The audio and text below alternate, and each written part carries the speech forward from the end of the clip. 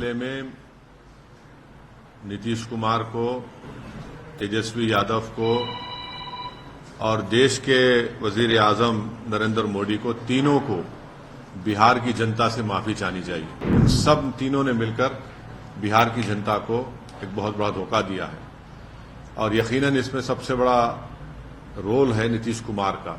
अब हम तेजस्वी यादव से पूछना चाह रहे हैं कि बताओ कैसा लग रहा है आपको? अभी आपने हमारे 4 एमएलएस को तोड़ा था, अब आपको कुछ दर्द हो रहा है सीने में? अब आपको मालूम हो रहा है कि जो खेल आप हमसे खेले थे वही खेल आपसे हो गया? नीतीश कुमार तो सिर्फ अभी तो नाम के मुख्यमंत्री रहेंगे, हुकूमत चलेगी बिहार में आरएसएस की और नरेंद्र मोदी की।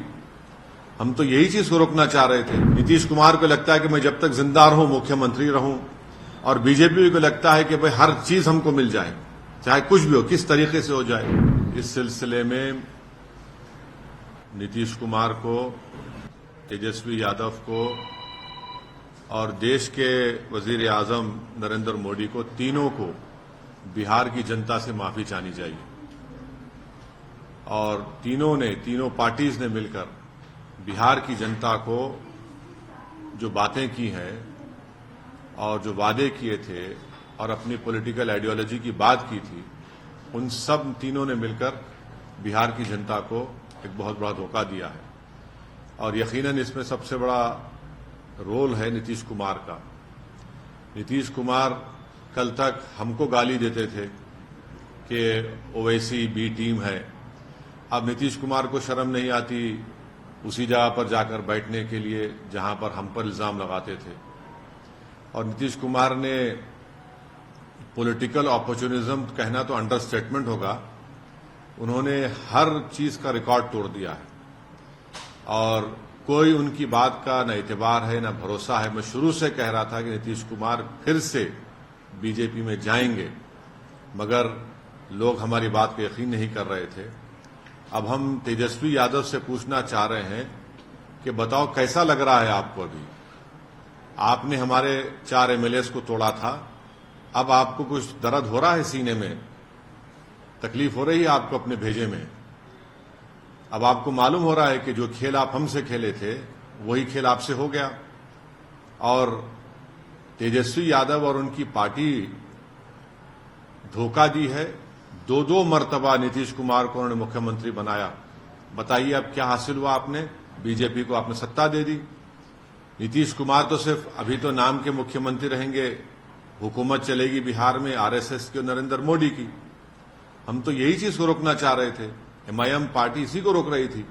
और जब हमारे सीमांचल की जनता ने एमआईएम के 5 विधायक को कामयाब किया तो हमने तो जब उनके स्पीकर के इलेक्शन में तायद की थी गठबंधन के।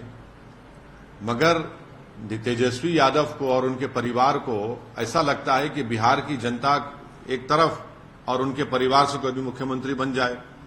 नीतीश कुमार को लगता है कि मैं जब तक जिंदा रहूं मुख्यमंत्री रहूं, और बीजेपी को लगता है कि भाई हर चीज हमको मिल जाए, चाहे कुछ भी हो, किस तरीके से हो जाए। देश के प्रधानमंत्री का भाषण मुझे याद आ रहा है जब नीतीश कुमार ने वो ऑब्जेक्शनेबल बातें कही थी महिलाओं के बारे में। देश के प्रधानमंत्री ने कहा था क्या गंदगी फैला रहे हैं, और देश के प्रधानमंत्री ने महिलाओं से वादा किया था कि मैं आपको इन लोगों से बचाऊंगा। अब देश के प्रधानमंत्री खुद नीतीश कुमार को बाजू बिठाकर चाय पिला रहे हैं। तो इसका टोटल ये है कि बिहार की जनता का एक बहुत बड़ा नुकसान और धोखा उनको दिया जा रहा है। बिहार में डेवलपमेंट रुक चुका है, अफसरशाही बढ़ चुकी है, और हम तो शुरू से सीमांचल की लड़ाई लड़ते आए, लड़ते रहेंगे। और इससे जनता को फिर से मालूम हो गया कि एमआईएम और ओवैसी जो बात कह रहा था कि सेकुलरिज्म, पॉलिटिकल सेकुलरिज्म सिर्फ इस्तेमाल किया जाता है भारत के मुसलमानों को धोखा देने के लिए, और अब की बार फिर से धोखा दिया गया है बिहार के मुसलमानों को सिर्फ सत्ता में आकर बैठने के लिए।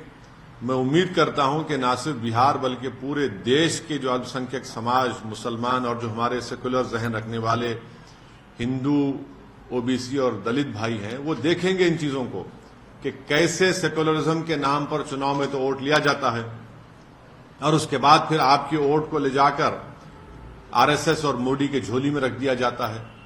तो उम्मीद करते हैं कि वो इससे एक इसका नोट लेंगे और उन पार्टीज का साथ देंगे जो आपकी पॉलिटिकल लीडरशिप को डेवलप करना चाहती है।